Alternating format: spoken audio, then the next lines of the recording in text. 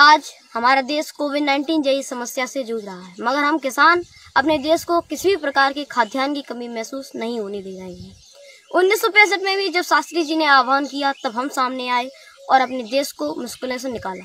आज भी जब हमारी गिरती हुई जीडीपी ने गोता लगाया, तब हम अपनी पॉजिटिव 3.4 ग्रोथ के साथ आगे आए व अपने देश व देश की अर्थव्यवस्था को संभाला। आज सभी सेक्टर्स आगे जा रही हैं, उन्हें वेतन वृद्धि का लाभ मिल रहा है। हाँ, सभी सेक्टर्स में कुछ न कुछ समस्याएं हैं, मगर यह सेक्टर ऐसा है जहां मानसून से लेकर सरकार तक सभी अनिश्चितताओं से भरी पड़ी है।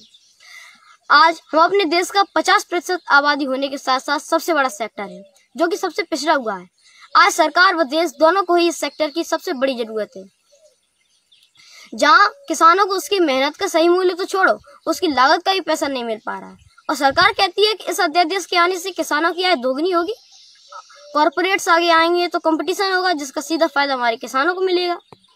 आज जब किसान पीछे खड़ा है तो सरकार की जिम्मेदारी बनती है कि किसान का हाथ थामे और उसके अनाज को सही मूल्यों पर खरीदे, बल्कि आज सरकार और उसकी सफल प्रक्रियाओं का नियोजन करे। बल्कि आज सरकार तो न तो उसकी आशंकाओं को दूर कर पा रही है, बल्कि उन्हें अनिश्चितताओं के भंवर में अकेला छोड़ने का पूरा मन बना चुकी है। चलिए, अब मैं आपको एमएसपी के 3 आधार जो एमएस स्वामीनाथन कमेटी ने बनाए थे, उनके गणित को थोड़ा समझाने का प्रयास करता हूँ। उन्होंने एमएसपी के 3 आधार बनाए, A2 प्लस FL और तीसरा है C2। A2 जिसमें किसानों के खाद, बीज, पानी और कीटनाशक आदि का खर्चा जोड़ा जाता है। A2 प्लस FL जिसमें पूर्व वर्णित खर्चों के साथ फैमिली लेबर का भी खर्चा जुड़ा जाता है, और C2 जिसमें मशीनों का खर्च, जमीन का खर्च व उसके ब्याज के सहित पूर्व वर्णित खर्चों के साथ जोड़ा जाता है।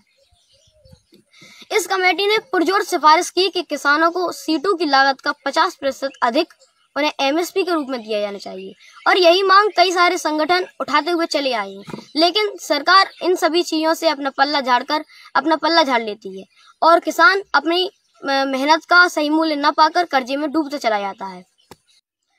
वर्तमान में मात्र 6% किसान ही अपना अनाज एमएसपी पर बेच पाते हैं, जिसे वो अपना फायदा समझते हैं। और फायदा समझने का कारण भी है, क्योंकि चाहे बिहार की मंडी व्यवस्था हो या पंजाब की, एमएसपी जितना दाम मंडियों में सामान्यतः नहीं मिल पाता है, और किसानों की बढ़ती लागत के अनुसार यह एमएसपी की जो दाम है वो भी अनुकूल नहीं है। सरकारें किस बेस पर आज एमएसपी बता रही हैं, यह तो उन्हें पता भी नहीं होगा, क्योंकि वो तो हमेशा से ही एमएसपी पर चर्चा करने से, इस मुद्दे पर चर्चा करने से बचती रही हैं। चर्चा नहीं होती, आजकल तो बहस होती है, जिनके लिए भी अनाप शनाप एजेंडा तय कर लिए जाते हैं।